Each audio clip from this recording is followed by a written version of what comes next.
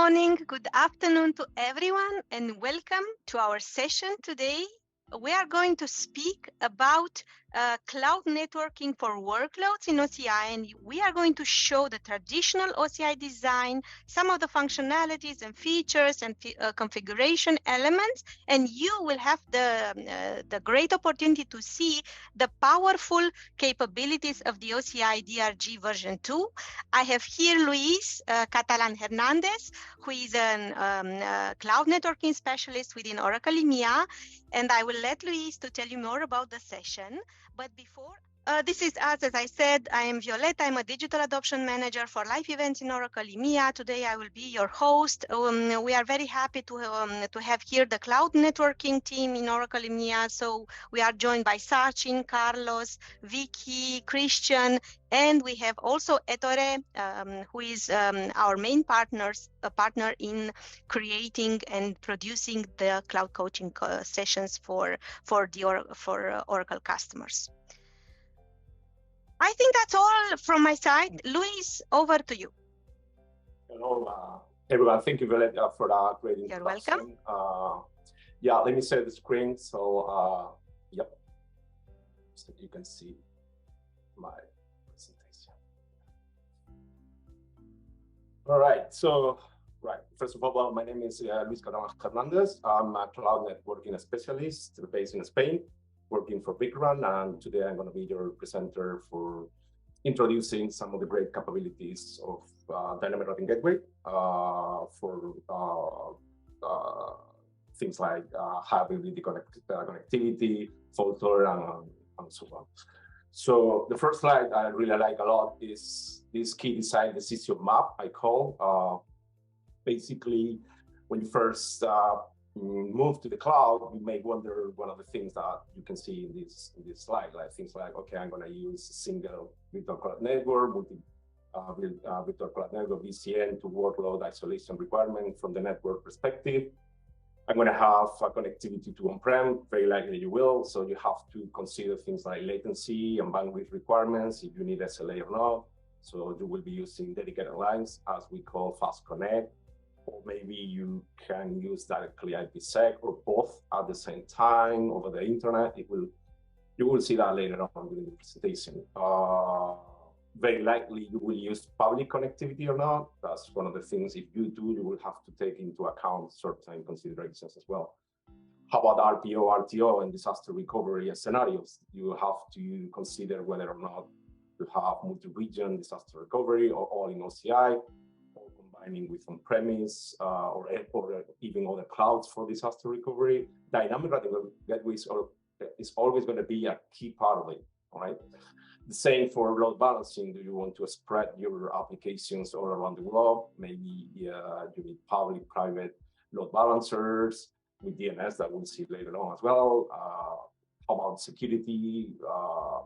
Lately, we have seen an increase on virtual appliances like or native services like OCI network firewall or just next generation firewall from Palo Alto and others. Then dynamic routing gateway again will be a key part of it in order to route the traffic that needs to be protected. We will see some use cases as well. And again, as I mentioned, DNS requirement, private or public DNS, depending on how do you integrate your private DNS of your on-prem with the private DNS in OCI, which is a really good practice. And we always recommend not using hard-coded IPs and use domain names based on DNS, right? So let's jump on the first slide. This is an old-fashioned way that probably if you have worked in the past with OCI using LPGs, local peering between VCNs. So this is the well-known hub and spoke, the old one that we don't recommend anymore, right? Because it's like we have a hub VCN attached to dynamic routing gateway. This is still valid, right? But there's many limitations, like complex routing table, limitation on the number of peering connections, and so on. I have seen customers that are still using this, but it's not the best way to go, right? So as Violeta mentioned before, the version 2, which is the only version we have for dynamic routing gateway, it introduces time ago many functionalities already, like many enhancements, and one of them is like the dynamic routing gateway acts as a router. It's a router, actually, it's a virtual router, and it becomes the central hub of connectivity. That means that you connect all your VCNs to the same dynamic routing gateway, right? So you don't have to have just one link to, we have seen before, like just one dynamic routing gateway connected to a management or a central or a hub VCN. Now you connect, we will see that you connect, the dynamic routing gateway 1, 2, 3, or whatever number of VCNs you may have, right? So now dynamic routing gateway can reach remote locations via RPC as well, right? We'll see another use case for that. Above all, what you gain here by using the dynamic routing gateway, the current version, is the ability of flexible routing policy control. We're going to see, for instance, sometimes when using dynamic protocols like BGP with IPsec or a fast connect, maybe you don't want to announce all the routes from your VCNs. You want to restrict or isolate certain traffic to certain virtual circuit to certain VCN only. You will have all the flexibility, all the control in the dynamic routing gateway. And then one protocol I like a lot is the key equal cost multipath protocol. It's ECMP. By the way, the demo that we're going to see is precisely about this, right? So I have set up a Linux box connecting to IPsec and using ECMP, adding 2 tunnels at the same time and an active load balancing. We're going to see that later on. So talking about the dynamic routing gateway new features, we introduced time ago a concept called network attachment, right? You see all these lines here.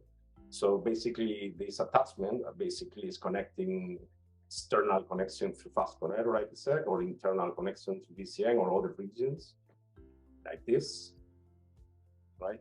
So basically, you have to see this like a virtual wire, kind of a virtual wire, like in the traditional physical router, you connect a cable, right? But this is virtual, right? That's the only thing that you need to know here. And then among the network attachment, we have different attachment types, right? So when we say VCN attachment, means that this link, this is attachment that it connects a VCN to dynamic routing gateway. In the case of RPC, is when you have, in the same region or a remote region with another dynamic routing gateway, you can connect each other and move the traffic around, right? So that means that VCN A can connect to well, in this case, there's overlapping. I would say VCN, actually VCN A to VCN B. This shouldn't be an overlap, but that's not fun. So the same for attachment for fast connect or IPsec. We call it it's the same type, actually, that allows you to connect to remote customer data centers or on-premise as well. So how about routing? So we have everything connected, everything attached.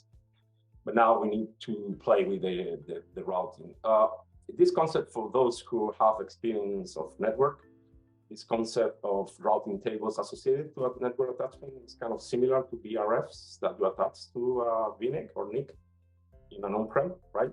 So basically, it's a similar concept where you have every network attachment associated to a route table, right? So those route tables will tell basically what happens. Let's put an example. When someone tries to connect to subnet A, workload there from here. So basically, the information travels from fast connect or IPsec and arrives into dynamic routing gateway through this attachment. Then the associated routing table will tell, okay, I have these packets. What should I do with it? So, okay, your next destination is this attachment that happens to be VCN A, and it will be able to reach this. And the other way around. Don't forget that. Many people tell, okay, I'm done. No, you are half done. You have to make sure that the route back to the on-premise exists as well. So this attachment needs to be present here as well with this type. And now you may wonder, wow, there's many information to add on those tables. That's a very hard manual job. Well, there's a no, because basically we have something called the import-export routing distribution. Basically, the attachment will be learning from the surroundings, from the neighborhood, right? So let's say that here we have this, all the subnets, siders, whatever, will be announcing, okay, if you want to reach me, I'm here. So we'll be announcing to its attachment. So the rest of the attachment will be listening, right?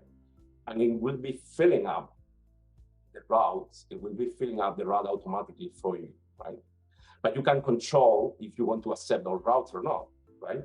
For instance, if you want this on-premise network through FastConnect or VPN to access only this VCN, you can tell, hey, this attachment is going to learn, this routing table is going to learn only routes from this guy, from this other attachment. That means that you're isolating on-premise, you will be able to reach this VCN, right? The same for the route back, right? So these two will be isolated from on-premise. This is an use case, right? Let's say a customer only want to expose this one.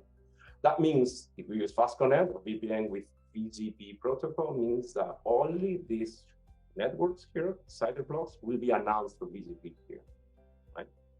So again, this is really how we control all the routings and so on. This is one case of hub and spoke topology.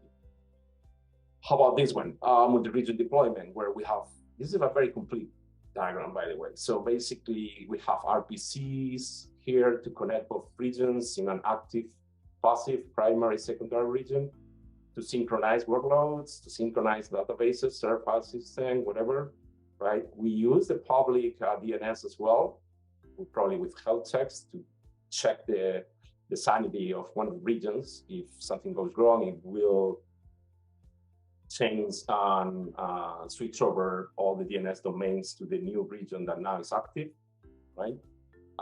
Then you will be able to, if you have different on-premise connected to the second standby region, you will be able to switch over as well, right? So the traffic will, so the disaster recovery will work and the second region will take place, right?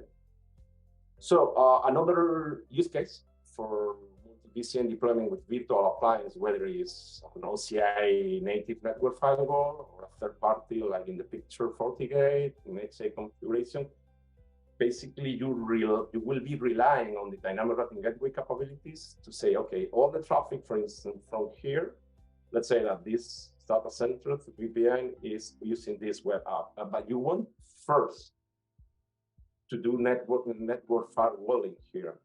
The next generation firewall, how do you do that? Basically, in the dynamic routing gateway, you're gonna say, okay, any traffic coming from this attachment, first send it, so you add a static route, send it to this VCN. And when this traffic hits this VCN, right, it's gonna have a private IP diversion to this FortiGate. So the FortiGate is gonna do its magic, all the next generation firewalling, return the traffic to final destination. And again, all the way back as well. Right? Again, without that dynamic routing gateway, this would be impossible, right? So, more things. How about MultiCloud? This is something that we're promoting. We have an agreement, for instance, with Azure.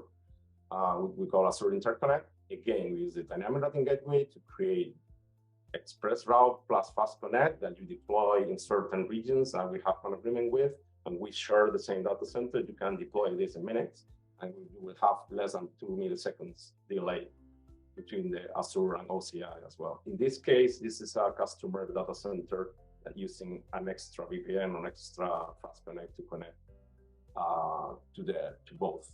You can do this as well.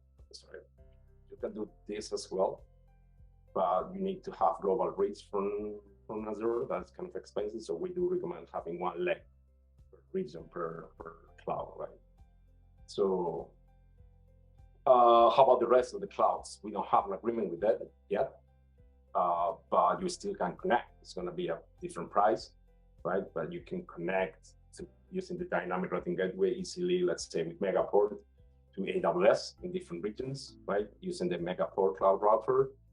The same with Equinix, NetworkX. It will allow you to connect to Google, to Amazon as well. There are many combinations here. Again, the king here is the dynamic routing gateway. It's anything that you have to connect externally or internally, dynamic routing gateway is going to be there. Okay, so how's it going? Good. So basically now we're going to focus on architecting fault-tolerant connectivity from on-premise to OCI, right? How to do redundant, following best practices, basically. site-to-site VPN redundancy, fast connect with IPsec backup. There are more things around fast connect that maybe we can see in a future event, right? Because we don't have much time, so we can get deeper. Today, we're going to show redundancy using IPsec as a backup for fast connect. So we're going to see how to use dynamic routing protocols as BGP to control multiple tunnels and filter circuits, right?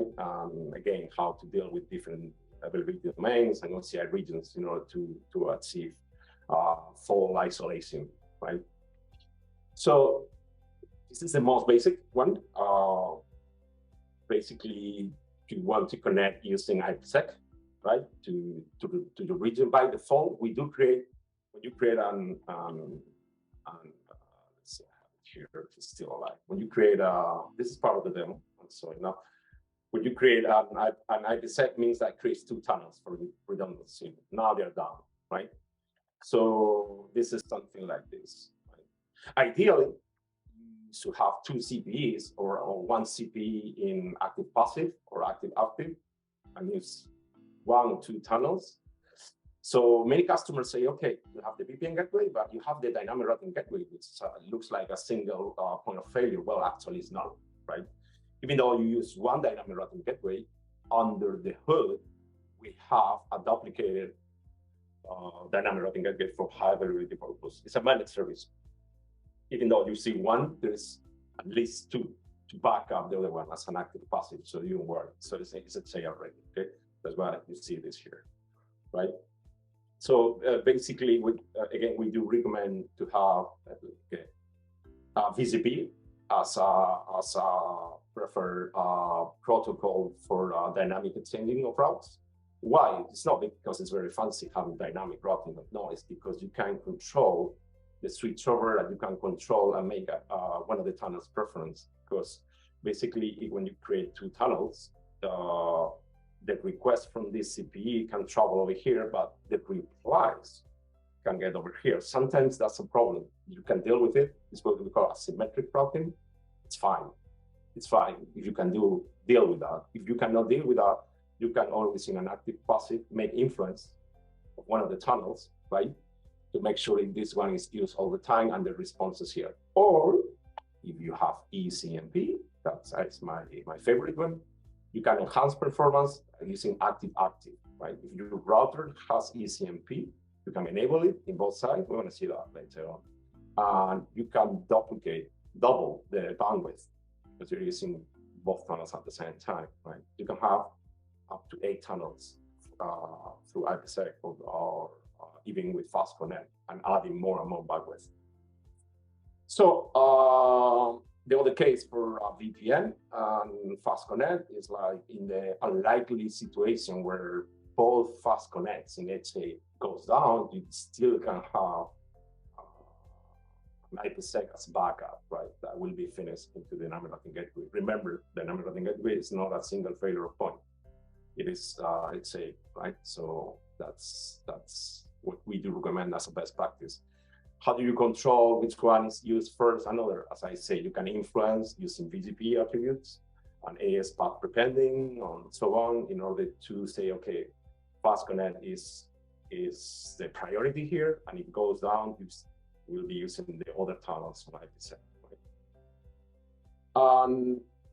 This is one thing that we call remote on ramp. Basically, when you have 2 regions now with the dynamic routing gateway, you can reach region B through region A, right? With a single fast connect. We don't recommend this, right?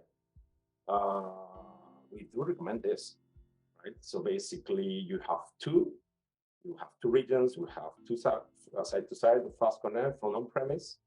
The CP is supposed to be here duplicated and HA as well. We use RPC to synchronize workloads and so on, right? So if one of these goes down, you still can reach B and A, or A and B if this goes down, right? So very good. Now, I don't know, I'm okay with the timing because I know what's in. Yes. All right, very good indeed. So let's get into the demo. So we have the IPsec here is down. And then I have another region in OCI. This is Libres one. I'm not sure if you guys are familiar with it. So I'm gonna start the tunnel. All right. So now we have two tunnels. This is a route base. For those with experience with IPsec, route base is best practice. We always recommend having route base instead of policy base. So now if I refresh here, I have this. By the way, this is the example I'm using. From Madrid, I'm opening, right, two tunnels through the dynamic routing, right? So now, based on what we have learned here,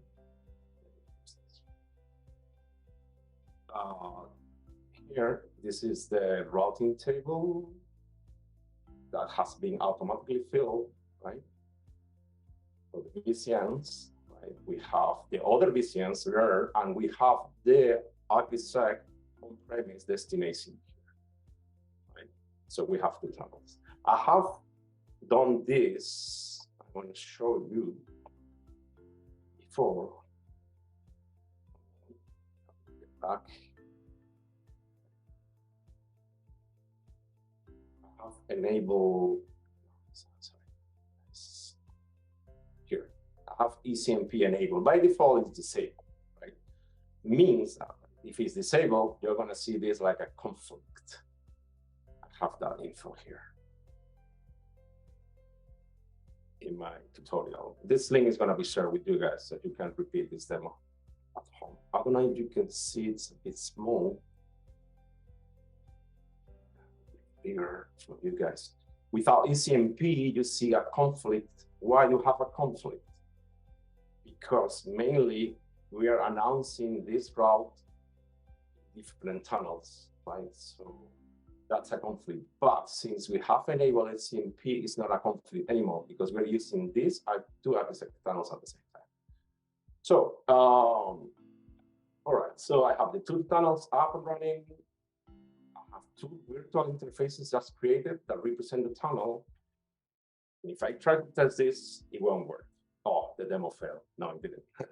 So it's not working. The tunnel is up and running, but this is route-based. Means that these interfaces are waiting for information. So you need to say, okay, I'm going to route anything destined to the cloud to these virtual interfaces with the same weight. Fantastic. So now we have connectivity. I have prepared something more interesting for you guys. Right now, I have not enabled ECMP in my router in Linux. So if I do this,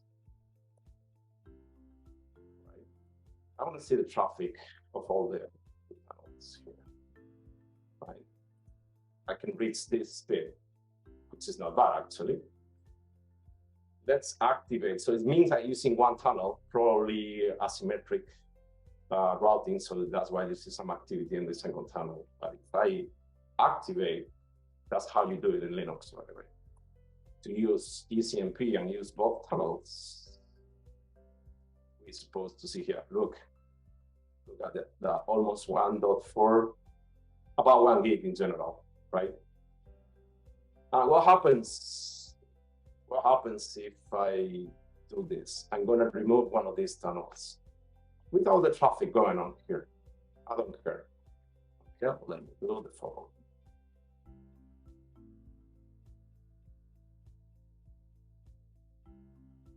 I'm gonna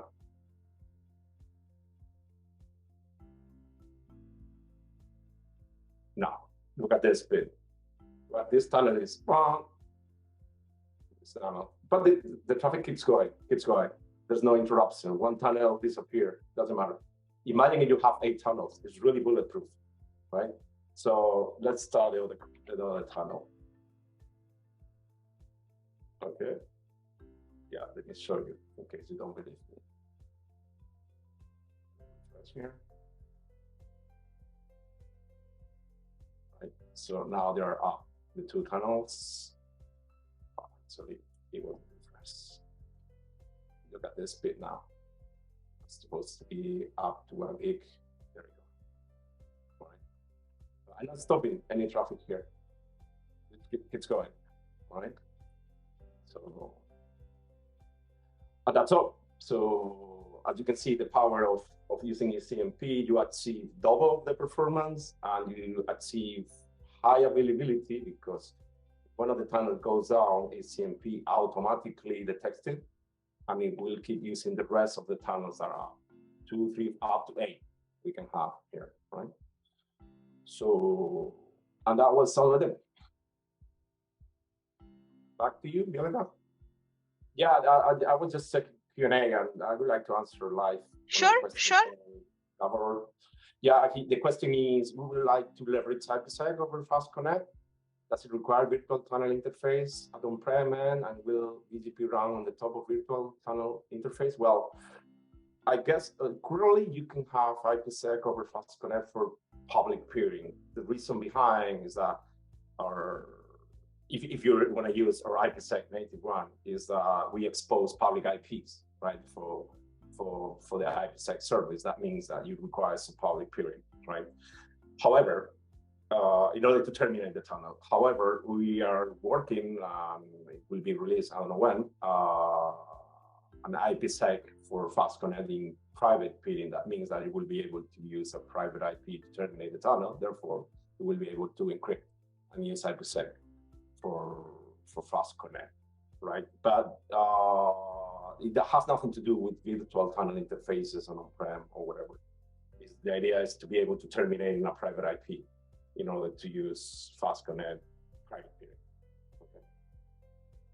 All right, thank you, Luis. There are two more questions because the team has already provided answer to some of them. So would you like to take any of those? There is one here, yes. From Gabor, yeah. Gabor as well, IPsec over in there, Gabor prefers maintenance, correct, every month, causing flop of every tunnel. Well, that's why it's good that to use both tunnels. The thing is, when you use IPsec and you do maintenance, right, the same for fast connect is like you have to have more than one tunnel. Normally those tunnels terminate in different VPN gateways, right? So that means that we don't do maintenance in all your connections, so you're not going to be able to use that. So it's good that you can use it as active passive or active active, as we have seen with ECMP as well. So that's my recommendation. And yes, again, if you can have a VPN as a backup for fast connect, great. It's going to be another option. So for sure. There is one more that I see was not answered on chat, Luis. So we have Umesh saying that if there are any special considerations we need to be aware of when using a one hub VCN plus multiple spoke VCNs all attached to a DRG scenario. So specifically considering the fact that the on-prem CI gear gets published to a DRG, and we also can have potentially the on-prem. This is a very long question. Yeah, what is it? I don't see it. It's on chat. It is on chat. It's coming from Umesh. Yeah. All right, let me see. Anything we need to be aware when using one hub from Umesh? Umesh. That's right. Yeah, I got it. Are any special considerations when we need to be aware of when using one hub VCN? All attached to specifically considering the fact that the on-prem side gets published, and we also have the on-prem side published from hub VCN side through there. No, I don't see any special consideration. As long as you don't overlap siders from on-prem to the cloud, you're gonna be okay. The problem is when you reuse and you have overlapping, then you have to get into nothing thing that I don't like, because it introduces problems or whatever. So I would say that you need to be aware of the overlapping with siders. That's the only thing. All right. So that was all for today's session. I hope you enjoyed. Thank you, team, for being here. Thank you, Luis, for delivering such a great presentation and the demo. We will make sure for the ones that responded to our poll, we will make sure to include your votes in the next networking sessions. One more poll to run, and then we will close the session. So in terms of other services available in OCI, let us know what else you would be interested in us covering, because we usually build our upcoming sessions based on our customer votes. So it is very helpful to us to understand what exactly are your needs. So let's save a couple of seconds for this one as well, and then we can just close the call. Thank you, John, for these nice words. All right, let's see. There is a lot of answers coming, and I see security is the most voted one.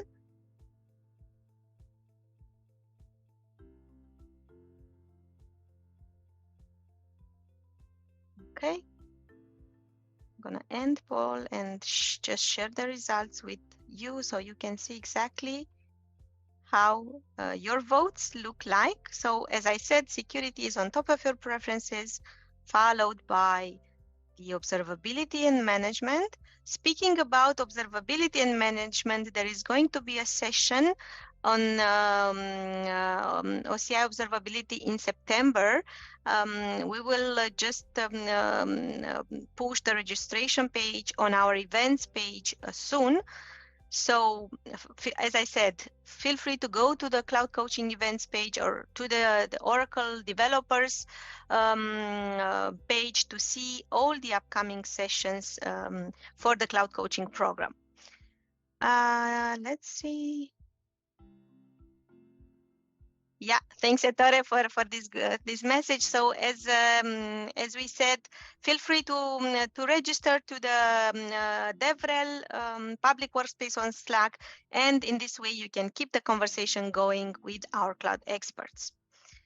All right, thank you all for being here. We hope to see you again soon. Thank you, team, for the great help and for joining us today. Enjoy the rest of the day.